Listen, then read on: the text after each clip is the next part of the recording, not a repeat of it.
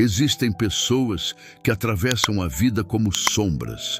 Acordam antes do sol nascer, trabalham enquanto o mundo dorme e desaparecem antes que alguém perceba que estiveram ali. Elas limpam, organizam, sustentam estruturas inteiras, mas ninguém sabe seus nomes, ninguém vê seus rostos, ninguém escuta suas histórias. Elas são invisíveis. E Beatriz sabia exatamente o que era ser invisível. 43 anos, 2 décadas trabalhando na mesma residência luxuosa. Acordava todos os dias às 4:30 da madrugada.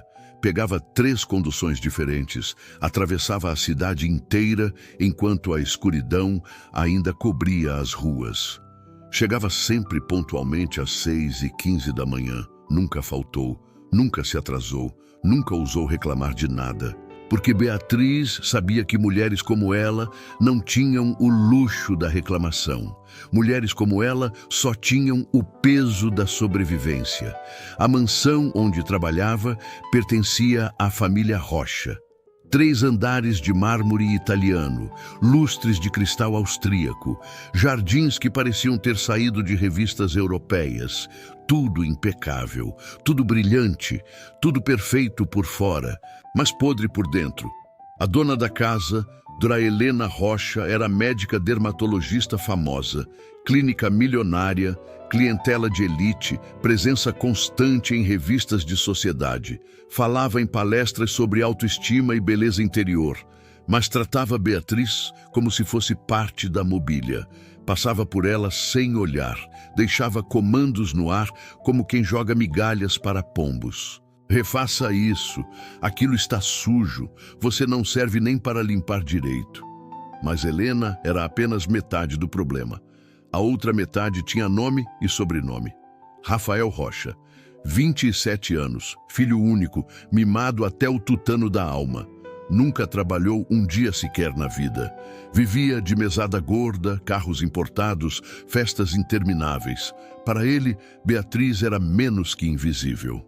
Era um brinquedo descartável. Chegava de madrugada embriagado, jogava lixo propositalmente no chão que ela acabara de limpar, ria da própria crueldade. Ei, faxineira, peguei leve hoje, só derrubei uma garrafa. Semana passada foram 5, lembra? Você deveria me agradecer. E ria, aquele riso que gelava a espinha, aquele riso que denunciava uma alma vazia. Beatriz abaixava a cabeça. Sempre abaixava, não por covardia, mas por necessidade brutal. Ela criava sozinha uma filha de 15 anos. O marido havia partido anos atrás. Não por escolha, mas porque a vida às vezes arranca pessoas que amamos sem pedir licença. Carolina era tudo que Beatriz tinha, e por Carolina ela engolia humilhações diárias. Por Carolina ela se tornava invisível.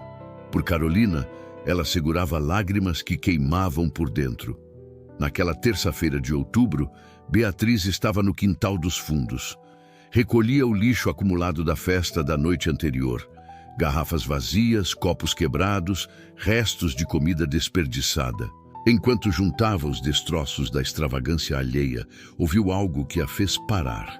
Uma voz, fraca, trêmula, quase um sussurro arrastado pelo vento. Por favor, água. Ela se virou. Ali estava um homem, ou melhor, algo que um dia foi um homem. Roupas rasgadas cobertas de sujeira, barba crescida, embaraçada, cheia de poeira. Rosto marcado pelo sol inclemente e pela fome que corrói lentamente. Mãos tremendo, olhos fundos, mas ainda vivos, ainda buscando algo neste mundo cruel. Ele cambaleava. A sede o consumia. Beatriz sentiu algo se partir dentro do peito. Não pensou, não calculou, não teve medo. Apenas agiu com o coração. Correu até a cozinha, encheu uma garrafa térmica com água fresca, pegou pães que sobrariam do café da manhã, algumas frutas que ninguém comeria. Voltou correndo, ofegante, e estendeu tudo para o desconhecido. Aqui, Senhor, tome devagar. Devagar. O homem pegou a garrafa com mãos que tremiam tanto que quase derrubou. Bebeu, como quem bebe a própria vida de volta. Lágrimas começaram a escorrer pelo rosto sujo. Que Deus abençoe a senhora. A senhora não sabe o que isso significa. Beatriz sorriu. Aquele sorriso simples de quem conhece a dor alheia porque já sentiu a própria. Não precisa agradecer. Todos precisamos de ajuda às vezes. Mas antes que o homem pudesse dizer mais alguma coisa, uma voz cortou o ar como lâmina afiada. Beatriz, o que você está fazendo? Dora Helena Rocha desceu as escadas da mansão como uma tempestade humana. Salto alto batendo no mármore com violência calculada, rosto contorcido em fúria, olhos cheios daquela raiva peculiar de quem se sente superior e ofendida ao mesmo tempo.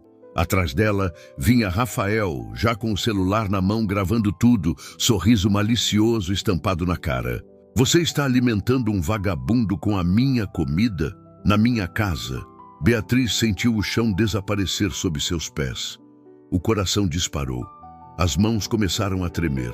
Ela conhecia aquele tom, conhecia aquele olhar. Já tinha visto Helena destruir fornecedores, humilhar funcionários, esmagar pessoas com palavras afiadas, mas nunca tinha sido o alvo principal. Doutora Helena, eu só dei um pouco de água e... Água? Você acha que eu pago seu salário para você fazer caridade com meu dinheiro? Com minhas coisas? O mendigo, ainda segurando a garrafa, tentou intervir. Senhora, por favor, a culpa é minha. Eu pedi. Cala a boca. Helena virou-se para ele com asco estampado no rosto. Saia da minha propriedade agora, antes que eu chame a polícia e te prenda por invasão. Rafael riu alto, celular ainda gravando. Isso vai bombar nas redes. Olha só. Faxineira fazendo caridade com recursos alheios. Galera, isso aqui é ouro. Beatriz sentiu algo se despedaçar dentro dela. Não era apenas a humilhação pública. Era a injustiça brutal de ser punida por fazer o que estava certo. Por 20 anos ela serviu aquela família. 20 anos limpando sujeira alheia. 20 anos invisível, silenciosa, obediente. E agora seria destruída por um simples gesto de humanidade básica. Doutora, por favor, eu preciso desse emprego. Minha filha... Sua filha? Helena deu uma risada seca, sem humor. Você deveria ter pensado na sua filha antes de roubar de mim. Eu não roubei. Era só pão que ia para o lixo e... Você está demitida. A voz de Helena ecoou pelo quintal como sentença final. Pegue suas coisas e suma da minha casa. Agora. E pode esquecer as férias que você não tirou. Pode esquecer o 13º. Pode esquecer tudo. Você quebrou minha confiança. O mundo de Beatriz desabou em câmera lenta. 20 anos de trabalho árduo, apagados em 30 segundos. O sustento de sua filha, evaporado por um copo d'água. O futuro que ela tentava construir tijolo por tijolo, demolido por uma crueldade gratuita. Por favor, doutora Helena, por favor, eu imploro. Implorar agora? Patético. Helena virou as costas com desdém. Rafael, se ela não sair em 5 minutos, chama a segurança. Rafael continuou gravando, aproximando o celular do rosto devastado de Beatriz. Chora mais, vai. Meus seguidores vão amar isso. Beatriz olhou para o mendigo. Ele estava parado ali, testemunha silenciosa da tragédia. Os olhos dele... Havia algo naqueles olhos, algo profundo, algo que não combinava com as roupas rasgadas e a sujeira que o cobria. Era um olhar antigo, como se ele tivesse visto isso acontecer 1000 vezes antes, como se soubesse exatamente onde aquela história estava indo. Ele segurou a mão de Beatriz por um breve segundo. Seu coração puro não foi em vão. Você vai entender em breve. Então, ele saiu caminhando lentamente, deixando Beatriz sozinha com suas lágrimas e seu desespero. 3 dias depois, Beatriz já tinha batido em 42 portas procurando trabalho. 42 rejeições. Helena havia cumprido sua promessa de destruição. Ligou para todas as casas de família da região, espalhou mentiras venenosas. Ela rouba, tem problemas mentais, é instável, não confiem nela. O nome de Beatriz Moreira estava marcado a ferro e fogo. Ninguém contrataria uma mulher com aquela reputação. Em casa, a luz foi cortada, depois, a água. Carolina estudava à luz de velas derretidas. Fazia lição de casa com lágrimas escorrendo, vendo a mãe se despedaçar aos poucos. Mãe, eu posso parar de estudar, posso trabalhar, posso ajudar. Beatriz segurou o rosto da filha com mãos calejadas pelo trabalho de décadas. Nunca. Você vai estudar. Você vai ter a vida que eu nunca tive. Seu pai está lá em cima olhando por nós. E eu prometi para ele que você seria diferente. Mas naquela noite, sozinha no banheiro, Beatriz desabou. Chorou até não ter mais lágrimas. Perguntou ao céu por que bondade era punida, porque justiça parecia uma piada cruel. E enquanto ela se despedaçava em silêncio, do outro lado da cidade, o mendigo estava prestes a tirar a máscara. 2 semanas e 4 dias. Foi quanto tempo levou para Beatriz Moreira descobrir o que significa desmoronar por completo. A primeira semana foi pura negação.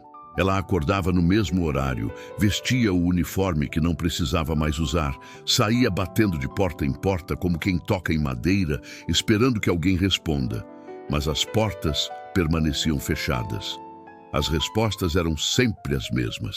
Já preenchemos a vaga. Não estamos contratando. Recebemos referências negativas sobre você. Essa última frase era sempre sussurrada, como se fosse um diagnóstico terminal que ninguém tem coragem de dizer em voz alta. A segunda semana foi quando a fome chegou. Não aquela fome que reclama, aquela fome que devora silenciosamente. Carolina parou de almoçar na escola, dizia que não tinha apetite. Mas Beatriz via a verdade nos olhos fundos da filha. Via nas roupas que começavam a ficar folgadas. Via nas mãos que tremiam enquanto faziam lição de casa sob a luz amarelada de velas baratas. Mãe, você comeu hoje? Comi, minha filha. Comi. Mentira. Beatriz não comia há 3 dias. Guardava cada pedaço de pão, cada fruta quase passada, cada resto de arroz para Carolina. E quando a filha dormia, Beatriz deitava no chão frio da cozinha e chorava em silêncio, mordendo o próprio braço para não fazer barulho. Porque mães não podem desabar. Mães precisam ser fortalezas, mesmo quando estão desmoronando por dentro. A terceira semana foi quando a vergonha bateu na porta, literalmente. Vizinhos começaram a evitar olhar para ela. Colegas da igreja pararam de cumprimentar. As pessoas atravessavam a rua quando a viam chegando, porque pobreza é contagiosa aos olhos de quem tem medo de perdê-lo tudo, porque desgraça alheia sempre parece uma ameaça pessoal para quem está seguro. E enquanto Beatriz afundava, os Rocha subiam. Draelena estava radiante. Seu spa de luxo estava prestes a ser inaugurado. Centro de Estética Helena Rocha, onde beleza encontra excelência. 3 andares de tratamentos caríssimos, equipamentos importados, equipe de celebridades. O projeto que consumira 5 anos da vida dela finalmente se tornaria realidade. Rafael, querido, você conferiu a lista de convidados? Sim, mãe, só gente importante, nada de ralé. Ele riu. Aquele mesmo riso vazio de sempre. Ah, e o vídeo da faxineira já tem quase 2 milhões de visualizações. Estou bombando! Helena sorriu com satisfação. Ótimo! Esse tipo de exposição é perfeito para a nossa imagem. Mostra que não toleramos desonestidade. Desonestidade. Eles chamavam bondade de desonestidade. Chamavam compaixão de roubo. Chamavam humanidade de fraqueza. E dormiam tranquilos à noite, em lençóis de seda egípcia, enquanto Beatriz dormia no chão frio porque não tinha como pagar energia para o ventilador. Mas havia alguém que não estava dormindo. Alguém que estava muito acordado. O homem que todos conheciam como o mendigo sujo estava de pé diante de um espelho. Mas não era mais o mesmo homem. A barba havia sido aparada com precisão cirúrgica. O cabelo branco estava impecavelmente penteado. O terno italiano custara mais que um carro popular. E os olhos, aqueles olhos que Beatriz havia visto naquele dia, agora brilhavam com algo que não era vingança, era justiça calculada. Seu nome verdadeiro era Eduardo Vasconcelos, 72 anos, bilionário, dono de uma rede de empresas que se espalhava por 12 estados, viúvo há 3 anos. E nos últimos 3 anos, ele havia feito algo que ninguém sabia, algo que sua falecida esposa havia pedido em seu leito de morte. Eduardo promete que vai testar as pessoas, promete que vai descobrir se ainda existe bondade nesse mundo podre. E quando encontrar alguém com coração puro, dê a essa pessoa o oceano que ela merece. Mariana Vasconcelos morreu acreditando que bondade genuína ainda existia. Eduardo passou 3 anos testando essa hipótese, visitou 100 casas disfarçado de mendigo, bateu em 100 portas pedindo água, 99 o enxotaram, algumas com grosseria, outras com violência. Uma chamou a polícia, outra soltou cachorros. Mas a casa número 100 foi diferente. Eduardo pegou o convite dourado sobre a mesa. Centro de Estética Helena Rocha, inauguração exclusiva. Sorriu, não aquele sorriso vazio dos Rocha, um sorriso de quem sabe exatamente o que vai acontecer. Mariana, encontrei ela. Encontrei aquela alma pura que você dizia que existia. E agora vou cumprir minha promessa. Ele olhou pela janela do apartamento luxuoso. Lá embaixo, a cidade brilhava. Em algum lugar dessa mesma cidade, Beatriz Moreira estava acordada, chorando em silêncio, se perguntando se Deus havia se esquecido dela. Mas Deus não esquece. Às vezes, Ele apenas espera o momento certo para virar a mesa. E a mesa estava prestes a ser virada com uma força devastadora. Sábado, 21 de outubro. Às 19h30, a mansão dos Rocha estava transformada. Luzes douradas iluminavam cada canto. Carros importados enfileirados na entrada. Fotógrafos contratados capturando cada momento.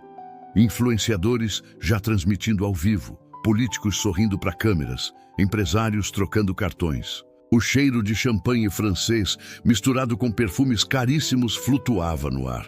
Helena Rocha estava gloriosamente radiante, vestido de grife italiana.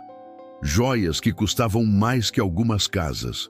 Cabelo e maquiagem feitos por profissionais que cobravam fortunas. Ela circulava entre os convidados como rainha em seu próprio reino.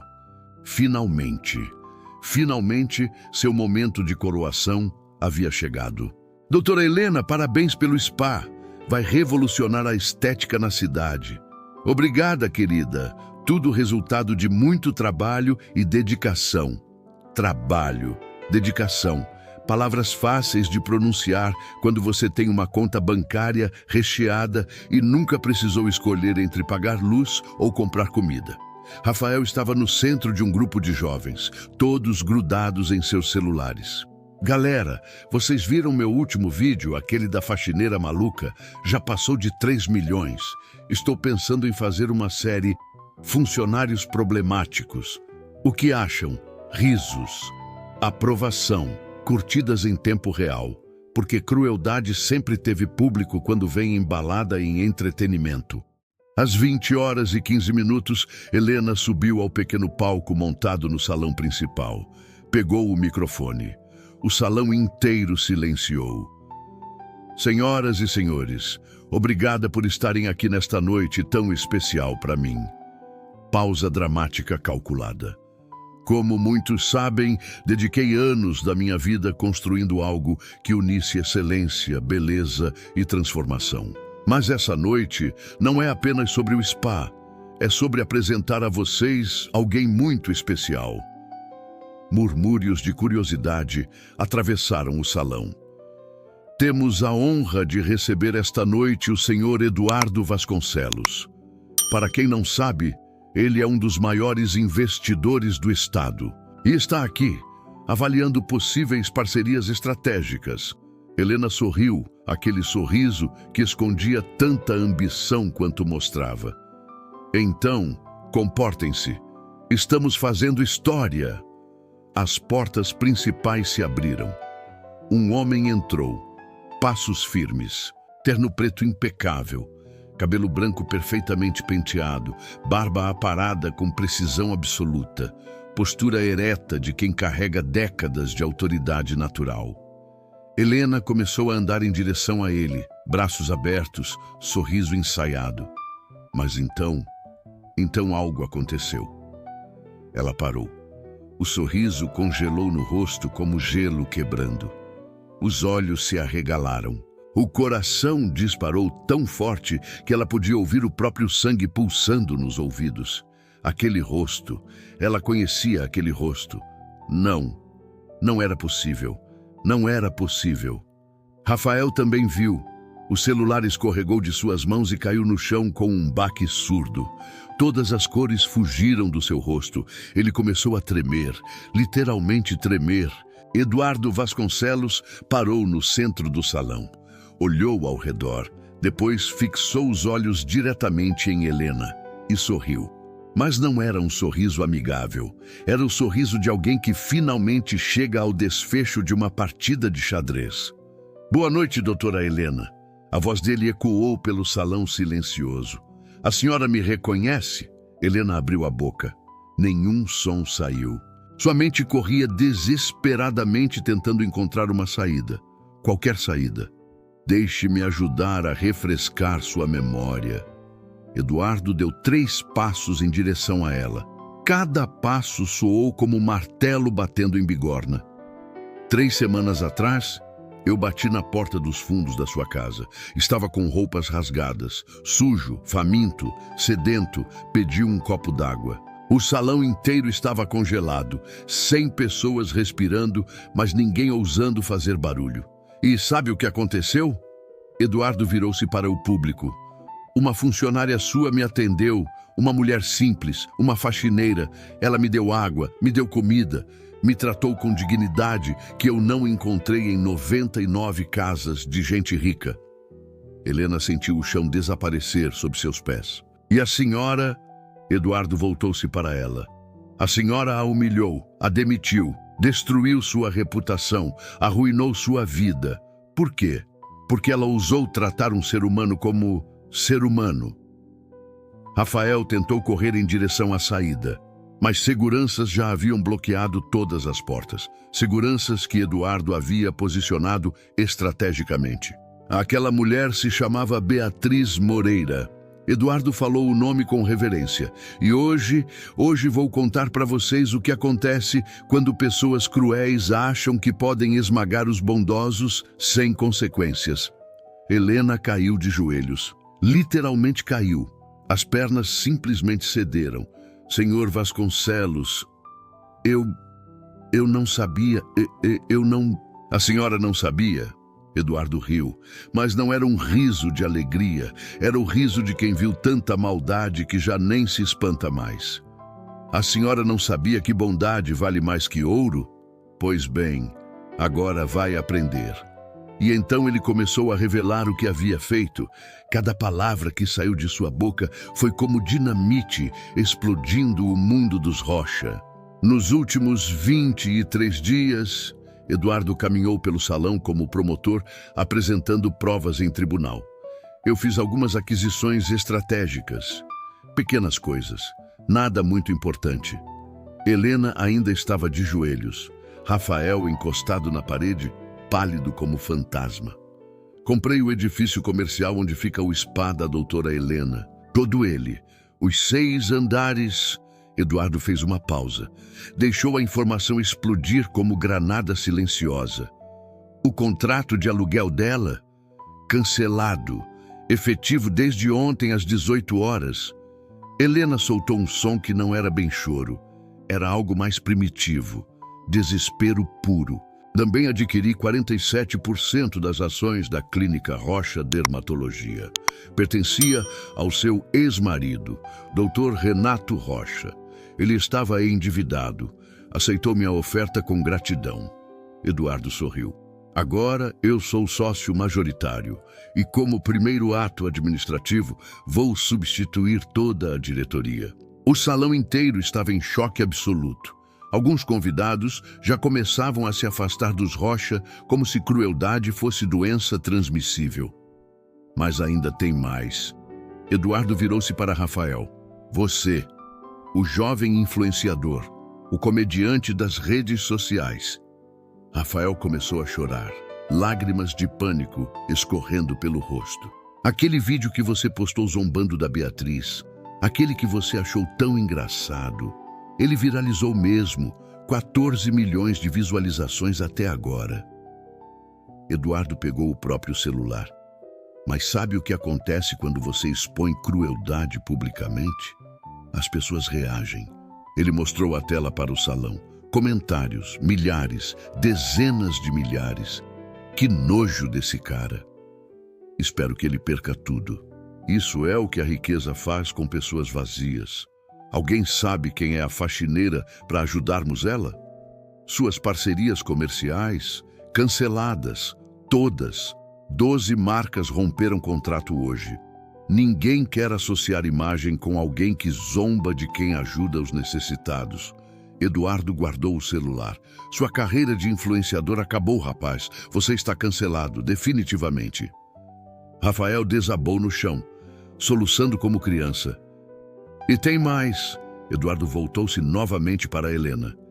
Esta mansão, linda, não? 3 andares, vista magnífica, localização privilegiada. Comprei ela também. Esta manhã, às 9h42, fechei negócio com o banco que detinha a hipoteca. Eduardo abriu os braços. Esta casa agora é minha e vocês são meus inquilinos, contratos vencidos, despejos autorizados. Helena desmaiou, literalmente desmaiou. Alguém correu para socorrê-la. O salão explodiu em murmúrios, celulares gravando tudo. A queda da família Rocha sendo transmitida ao vivo para milhares de pessoas. Justiça sendo servida em tempo real. Mas Eduardo não havia terminado. Eu sei o que alguns de vocês estão pensando. Ele olhou ao redor. Por que fazer tudo isso? Por que me importar com uma faxineira desconhecida? Silêncio absoluto. Porque 3 anos atrás, minha esposa estava morrendo de câncer. No último dia, ela segurou minha mão e disse algo que mudou minha vida. A voz de Eduardo tremeu pela primeira vez, emoção genuína atravessando a armadura. Ela disse, Eduardo, promete que vai testar as pessoas, encontra alguém com coração puro nesse mundo corrompido, e quando encontrar, dá para essa pessoa o oceano que ela merece. Algumas pessoas começaram a chorar. A história estava virando de crueldade para redenção transcendente. Visitei 100 casas de pessoas ricas. 100. Bati em 100 portas, disfarçado de mendigo. Pedi apenas água. 99 me enxotaram. Algumas com violência. Uma chamou polícia. Outra soltou cachorros para me atacar. Eduardo respirou fundo. Mas a casa número 100 foi aqui. E quem me atendeu não foi a dona milionária. Não foi o filho influenciador. Foi a mulher invisível. A faxineira esquecida, Beatriz Moreira. Ele pronunciou o nome como se fosse sagrado. Ela me deu água, me deu comida, me tratou com dignidade que eu não merecia. E quando foi punida por isso, quando foi destruída por bondade, eu soube. Soube que havia encontrado a pessoa que Mariana estava falando. Eduardo olhou para Helena, que estava sendo reanimada no chão. Você destruiu a vida dela, então eu vim destruir a sua, não por vingança, por equilíbrio cósmico, porque neste universo, bondade não pode ser punida enquanto crueldade é recompensada. Ele começou a caminhar em direção à saída, depois parou. Virou-se uma última vez. Ah, ia me esquecendo. Beatriz não sabe de nada disso. Ela está agora em casa, sem luz, sem água, provavelmente se perguntando se Deus existe. Então vou até lá. Vou entregar a ela o oceano que prometi. Eduardo saiu. A festa havia acabado. A mansão dos Rocha havia se tornado ruína moral transmitida ao vivo. E do outro lado da cidade, Beatriz Moreira estava prestes a descobrir que milagres existem. 22h17. Beatriz estava sentada no chão frio da sala, escuridão completa ao redor. A única luz vinha da lua atravessando a janela quebrada que ela não tinha dinheiro para consertar. Carolina dormia no quarto ao lado. Ou fingia dormir. Beatriz já não sabia mais distinguir. Ela segurava uma foto antiga, amarelada, gasta de tanto ser tocada. Nela, um homem sorria. Seu marido, morto há 7 anos. Ele sempre dizia que Deus não abandona quem tem coração limpo. Sempre dizia que bondade é investimento de longo prazo no céu. Sempre dizia tantas coisas lindas que pareciam mentiras agora. Onde você está, amor? Beatriz sussurrou para a foto. Onde está Deus? Por que fazer o certo me destruiu? Por quê? Lágrimas silenciosas escorriam. Ela já nem fazia barulho mais quando chorava. Havia aprendido a desmoronar em silêncio absoluto, porque suas lágrimas não podiam acordar Carolina. Porque mães desmoronam sozinhas, sempre sozinhas. Então ouviu, batidas na porta, firmes, decididas. Beatriz enxugou o rosto rapidamente. Provavelmente era o senhorio cobrando aluguel atrasado de novo, ou talvez vizinhos reclamando de alguma coisa. Abriu a porta, apenas uma fresta. Do outro lado estava um homem, terno impecável, cabelo branco perfeitamente penteado, e aqueles olhos que ela conhecia. Senhor é o senhor do quintal. Eduardo sorriu, mas não era mais o sorriso cansado do mendigo. Era o sorriso de quem está prestes a cumprir uma promessa sagrada. Posso entrar, Beatriz? Ela abriu a porta, confusa, assustada, sem entender nada. Eduardo entrou, olhou ao redor, viu a pobreza exposta, os móveis velhos, as paredes descascadas, a ausência de luz, o cheiro de vela barata queimada. E algo dentro dele se partiu de novo. Senta, por favor. Ele indicou o sofá gasto. Beatriz sentou, mãos tremendo, coração disparado. Beatriz Moreira, 43 anos, viúva, mãe de Carolina de 15 anos. Trabalhou 20 anos na casa dos Rocha, demitida há 28 dias por oferecer água e comida a um estranho. Eduardo falou cada palavra como se recitasse escritura sagrada. Você sabe quem eu sou? O senhor é o homem que eu ajudei. Meu nome é Eduardo Vasconcelos. Sou empresário, bilionário, mas há 3 anos perdi minha esposa e antes de morrer, ela me fez prometer algo. Ele tirou um envelope do bolso interno do palete.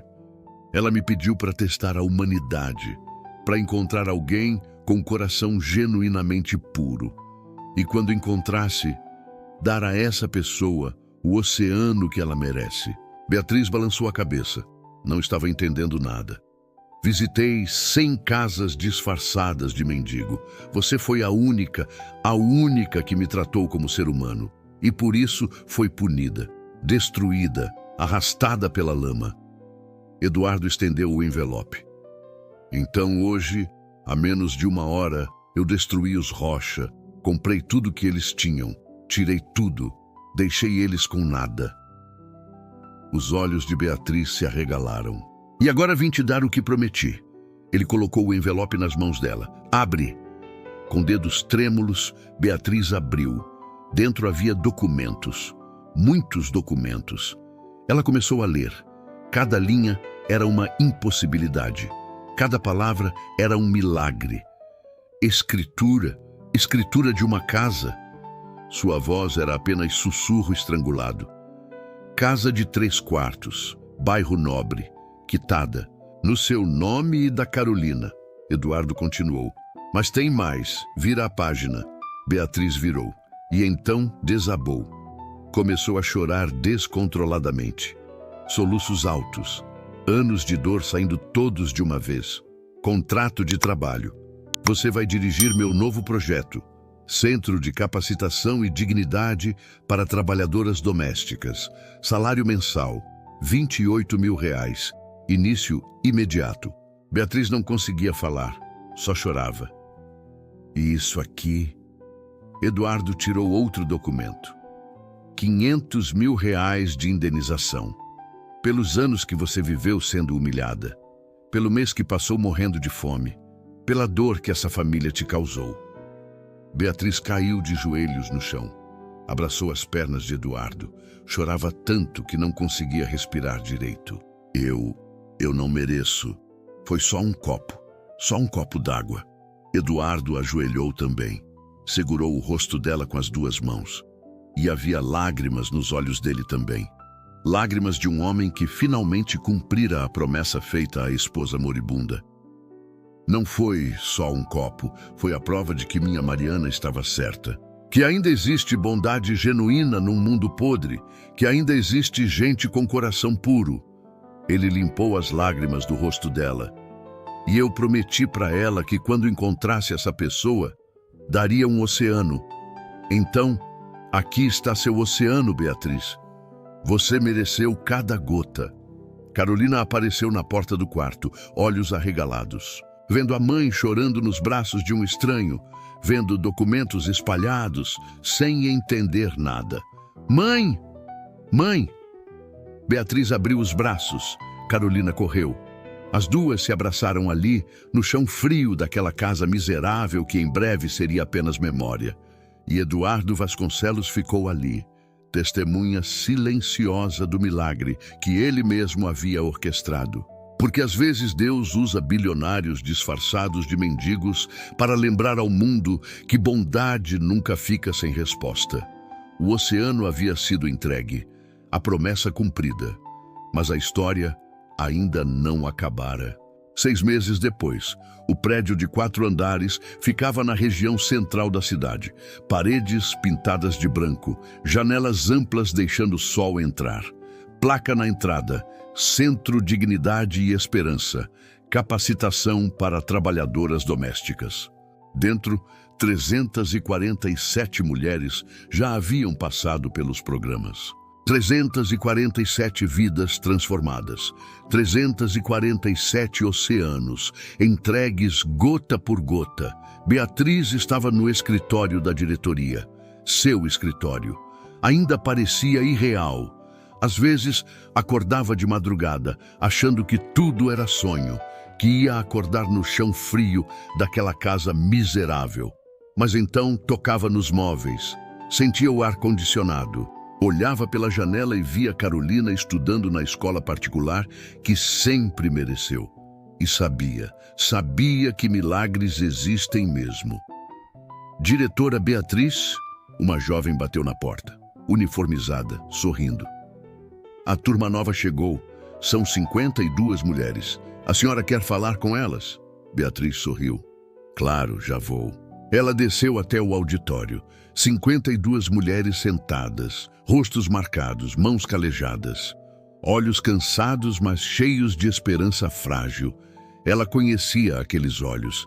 Eram os mesmos olhos que via no espelho há 6 meses atrás. Bom dia. Meu nome é Beatriz Moreira, sou diretora deste centro, e antes que alguém pergunte... Sim, eu já fui exatamente como vocês. Ela respirou fundo. Trabalhei 20 anos como faxineira. Fui humilhada, invisível, descartada, destruída por fazer o que era certo. As mulheres se entreolharam, identificação imediata. Mas hoje estou aqui, e vocês também estão, porque alguém acreditou que bondade merece recompensa, e agora é minha vez de passar isso para frente. Beatriz sorriu. Aqui vocês vão aprender seus direitos, vão ser capacitadas, vão sair daqui com dignidade, certificados e empregos garantidos, porque ninguém mais vai ser invisível. Nunca mais. Aplausos, lágrimas, esperança renascendo. Enquanto isso, Do outro lado da cidade, numa kitnet pequena e escura, Helena Rocha olhava pela janela. O spa havia falido completamente. A clínica estava sob nova administração. A mansão pertencia a outra família. Tudo que ela construiu durante décadas, evaporado. Rafael estava morando com ela agora, sem seguidores, sem patrocínios, sem futuro. Pela primeira vez na vida, ele trabalhava de verdade. Entregador de aplicativo. 12 horas por dia pedalando bicicleta. Mãe, consegui R$ 200 hoje. Ele entrou suado, exausto. Helena olhou para o filho. Viu algo que nunca tinha visto antes. Humildade, não fingida, real, conquistada pela dor. Rafael, você acha que ela nos perdoaria? Quem? Beatriz. Silêncio longo. Não sei, mãe, mas acho que nós precisamos perdoar a nós mesmos primeiro. Talvez houvesse esperança até para eles. Talvez. Eduardo Vasconcelos visitava o túmulo de Mariana toda semana. Sempre levava flores brancas. Sempre conversava com ela como se ainda estivesse viva. Encontrei ela, amor. Encontrei a pessoa que você disse que existia. E dei o oceano que prometi. Ele tocou a lápide. Agora 347 mulheres têm oceanos também. E vão ser milhares, porque bondade é a epidemia que se espalha quando você planta a primeira semente. E numa tarde qualquer, Beatriz estava caminhando pela rua quando viu uma mulher de rua, suja, faminta, olhos vazios pedindo ajuda silenciosa. Beatriz parou, abriu a bolsa, pegou água, comprou comida na padaria ao lado, voltou e entregou tudo. Aqui. Come devagar. A mulher pegou com mãos trêmulas. Lágrimas começaram a cair. Obrigada, obrigada. Beatriz sorriu. Aquele mesmo sorriso que dera ao mendigo 6 meses atrás. Porque ela havia aprendido a lição mais importante do universo. Bondade não é ato único. É estilo de vida. É ciclo que nunca termina. Enquanto se afastava, ela pensou em Eduardo, em Mariana, em promessas cumpridas e oceanos entregues. Pensou em todas aquelas mulheres sendo capacitadas naquele exato momento. Pensou em Carolina estudando medicina agora. Pensou em como um único copo d'água havia mudado absolutamente tudo. E você? Você que está assistindo isso agora, do outro lado da tela. Você vai ser o Eduardo que testa ou a Beatriz que ajuda, porque essa história não termina aqui. Ela continua toda vez que alguém escolhe enxergar quem o mundo finge não ver. A vida sempre devolve o que você oferece. Sempre. Pode demorar, pode parecer que não vale a pena, mas o universo tem memória longa e justiça é mais paciente que você imagina. Então, da próxima vez que alguém pedir água, lembre-se desta história e escolha que lado você quer estar quando as contas forem acertadas, porque elas sempre são.